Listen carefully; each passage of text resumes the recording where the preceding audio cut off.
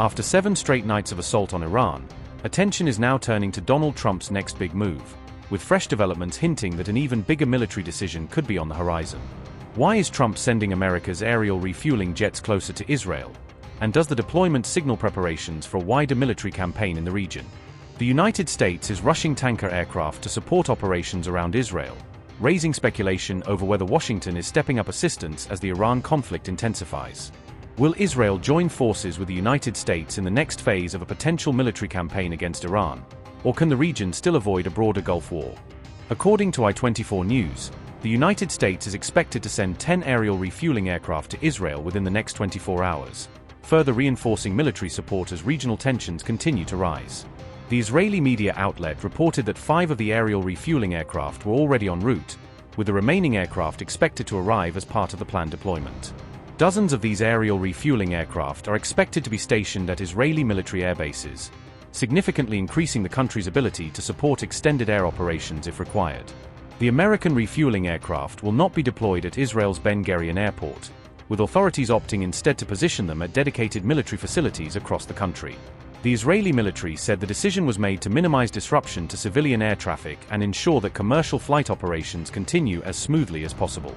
Israel's transportation ministry had already placed limits on the number of tanker aircraft allowed to operate from Ben Gurion Airport in anticipation of increased military activity.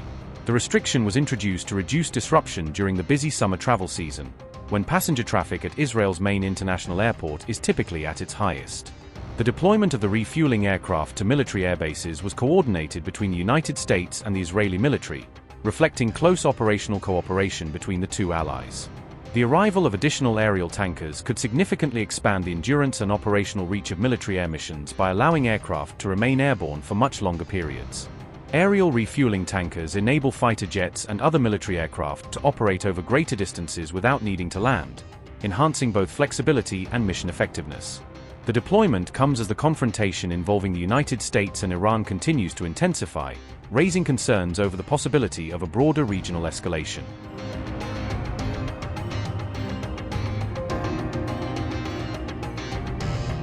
Iran has warned countries hosting U.S. military forces to prepare for what it calls a corresponding response. The warning was issued by Iran's Islamic Revolutionary Guard Corps in a statement released on July 17, according to Tasnim news agency.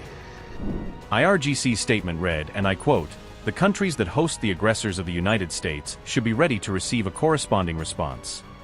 The location of the gathering of the aggressor forces in the support center of the ground forces in Arif Jan and the radar of the American base of Ali al-Salem in Kuwait were destroyed.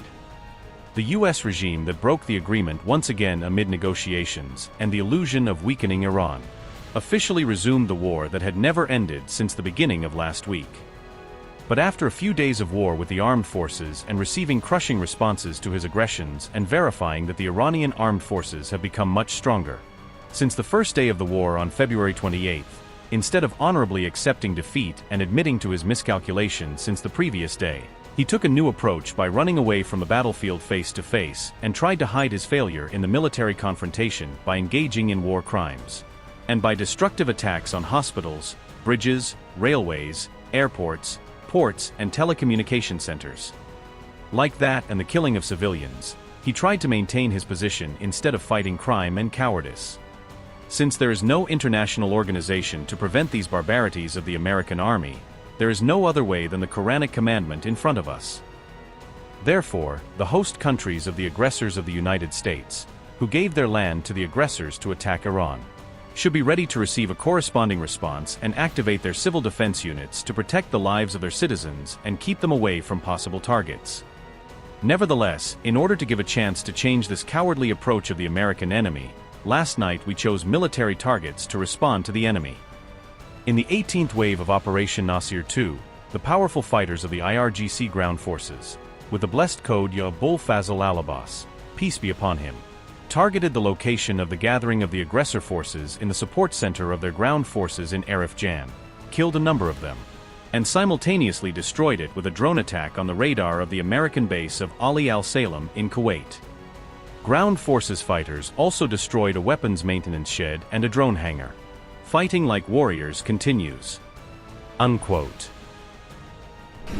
The warning came after the IRGC claimed it had struck Camp Arif Jan and Ali Al Salem airbase in Kuwait. Iran says the operation destroyed a radar system, a weapons maintenance facility, and a hangar allegedly linked to U.S. forces.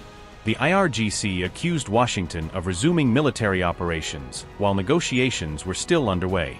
Tehran also urged Gulf governments to activate civil defense measures as the conflict enters a more dangerous phase.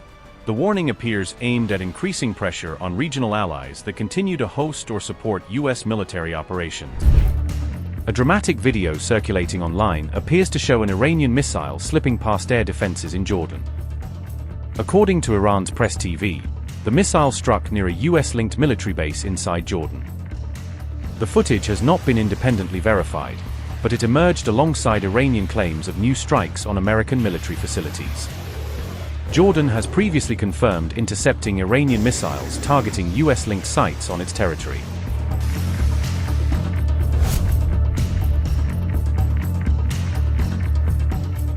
The United States has now completed its 7th consecutive night of military strikes inside Iran.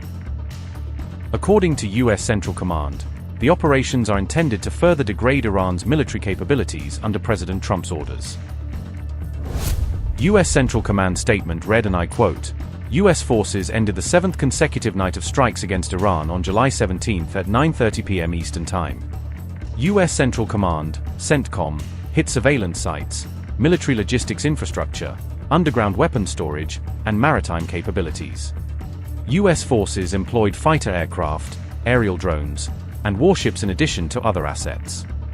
CENTCOM continues to hold Iran accountable at the Commander-in-Chief's direction while fully enforcing a naval blockade against Iranian ports. More than 50,000 American service members operating across the Middle East and remain vigilant, lethal, and ready, unquote. The latest strikes reportedly targeted military infrastructure near the Strait of Hormuz, further escalating the confrontation. Iran, meanwhile, has accused the United States of striking civilian infrastructure during its latest wave of attacks.